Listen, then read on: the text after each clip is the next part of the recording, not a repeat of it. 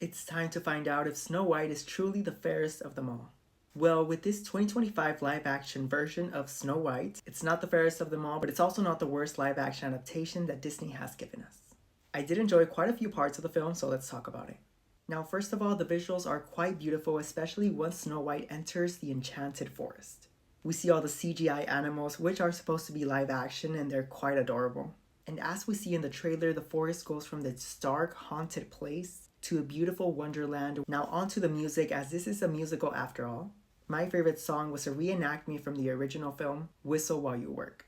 I feel like I was just waiting for this particular song to hit, and when it did, it didn't disappoint. It was very lovely, and Rachel's vocals really outshined. Now other songs like Waiting on a Wish were good, however most of them I felt like didn't add much to the story, and they weren't as catchy as the original songs.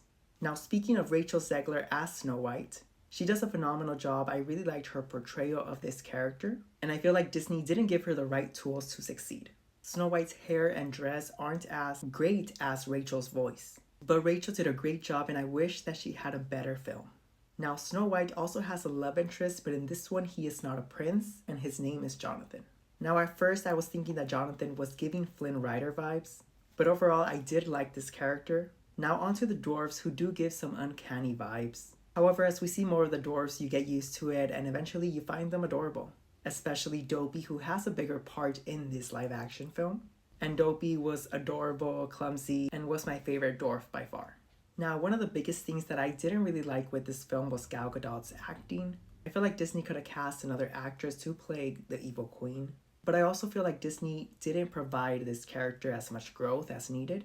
And she was just your standard villain and didn't give much. So yes, Snow White isn't perfect, but I will tell you the film has a great message of kindness, which is something that we need more in this world.